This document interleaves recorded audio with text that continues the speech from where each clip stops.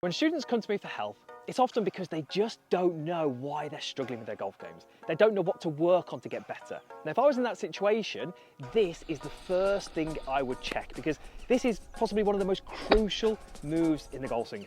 And it's really frustrating because it's actually quite easy to check and work on in your own game. So let's look at what the best players do, because they all, bar a few, tend to do this. We're going to take a line and put it from the hosel of the golf club through the bottom or the lower part of the trail elbow and extend that all the way up to the top. Now, when these golfers, these great golfers, get to the top of their golf swing, their club and their hands are always above that line. But the two checkpoints that almost all great players hit in the downswing at impact is they return to that line quite soon into the downswing, and their club shaft is perfectly on that line at impact. And you can see some great golfers on the screen here who are obviously incredible players demonstrating that movement. Now, when we take a look at some of the amateurs that I've helped over recent months and years, what do we see? Well, often they're in a great position at the top, but they don't return to that line in the downswing. And so they struggle to get the hands into the right position at impact. These golfers are going to struggle with consistency. They're going to struggle hitting straight shots, and they're going to really lack power. So let's fix it. Now, the drill that we're going to run through to fix this fault is actually really, really simple, but how do you actually look for it in your golf swing? Well, here's how. You're going to get your phone on a tripod, ideally, down the line, take a video, and then you're going to place a line that goes from the hosel of the golf club all the way up through your elbow, right the way through your back. Now, if you're not sure how to draw a line, there's going to be loads of apps out there that help you do that. If you're currently using an app, drop it in the comments, help everyone out. If you're not sure, drop down there, there's going to be loads and loads of suggestions. Then you can play the video and see whether you're above that line, under that line, and there might be a few of you on that line. Let's first dive into how the golf swing works, because if you can really understand this, you not only swing the golf club better, but you deeply understand why, and it helps you kind of fix problems going forwards. So one of the biggest misconceptions is that you shouldn't lift the arms, you shouldn't swing the arms, you shouldn't do anything at all with the arms. It should be just body rotation, the arms follow. Let's show you why that's just false, basically. And I'm just going to take my finger, I'm going to place it onto my bicep and my thumb onto the chest. So let's keep the arm and the chest, and let's keep that relationship the same. And let's make a full body rotation that we would in a backswing. That would be my body pivot. Now, is that where you see the lead arm finish in most golfers' backswings? Nowhere near.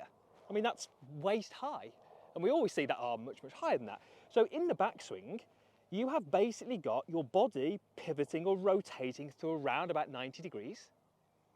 But then, as well as that, the arms lift. Now, you might have a flatter golf swing, you might have a shallower golf swing, but your arms are still lifting.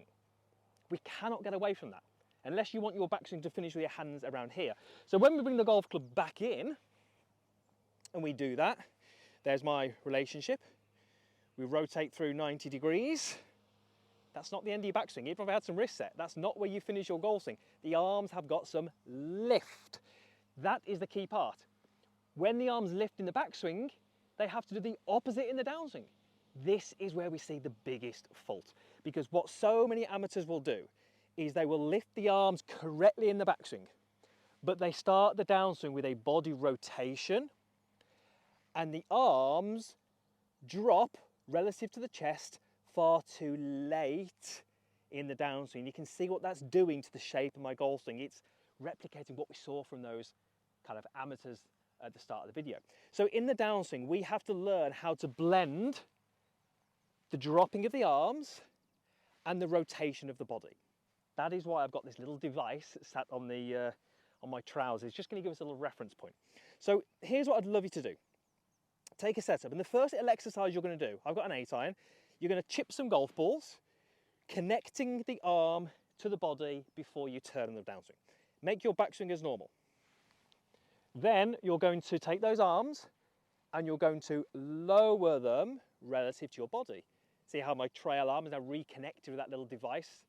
That's lowered the arms. You can see straight away what that's done to my swing shape. Now I can start to add some rotation and just collect the golf ball. Now, it's not gone very far, but I'll tell you what, it was solid, it was straight, my club path was pretty damn good there. That's exactly what I'm looking for. That's how we make golf swings. Now, think about what I did in that golf swing. I lowered my arms, I turned my body. Gave me a pretty good shot. What happens if I do those exact same things? Lower my arms, turn my body. But this time, in a different order. This time, I'm going to turn my body and lower my arms. Whoa, well that one felt very different, okay? Look at the path, way left of target now. So my path was left, my swing looked terrible, it felt awkward, the ball went left. I did the same things, but I did them in the wrong order. That is why you will struggle with your golf swing. That's why you get steep, that's why your hands get high, that's why you feel like you're standing up. It's not that you're doing the wrong thing, it's the order is wrong. Great players, you know, we can name them, we saw them at the start of the video, have the correct order. So watch what happens again when I do this the right way. I turn, I lift my arms, I lower my arms, I add my turn, I get so much more consistent strikes that way. I know that one went a little bit right. I get so much more compression that way, and I'm going to get so much more distance. So straight away, with one simple little thought and idea, you can start to instantly improve the shape of your downswing. You can start to get rid of those steep, over the top movements that you've maybe seen in your golf swing if you did that little experiment at the start when we asked you to video your golf swing. And ultimately, what we're looking to do is blend the two movements. Because if I simply lower the arms this way, you can see where the club's going relative to that line. It's going under it, under it, under it, under it, under it. So if I keep lowering the arms but don't turn the body, I kind of get the opposite. I get the club too far on the inside. Now, what kind of strikes am I going to get from here? Well, pretty poor. I'm going to, you know, struggle to strike it. If anything, I'm going to kind of top it and thin it. So if we just lower the arms and we don't use the body, terrible results. If we turn the body, then lower the arms, terrible results. The great players blend the two. That is the key part here. So this is the next little exercise where you're going to start to blend it all together. You're going to take an alignment stick,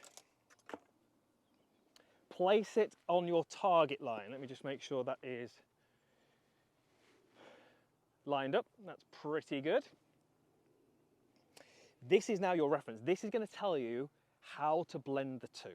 This is going to get you that Tour Pro look to your downswing. Body first, arms second, nowhere near. Want to avoid that. If I lower the arms, lower the arms, lower the arms, lower the arms, lower the arms, but don't turn the body, again, look, I missed that position. But if I can lower the arms and turn the body at the same time, I start to find these really, really consistent delivery positions. Notice how my trail forearm has reconnected this little device. My club shaft is nice and parallel to the alignment stick that's on the floor. What's that going to give me? Well, it's going to give me a very neutral path. That helps me hit straight shots. It's going to also help me compress the golf ball. That's going to give me more distance. And because I'm doing it the right way, I'm getting more consistency.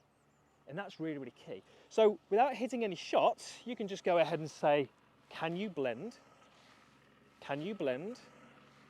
Can you blend? And I just really want you to pay attention to my forearm and that little red device. Notice how they are connecting. They are connecting. And when I can connect them earlier in the downswing, it becomes much easier for me to hit good, solid golf shots.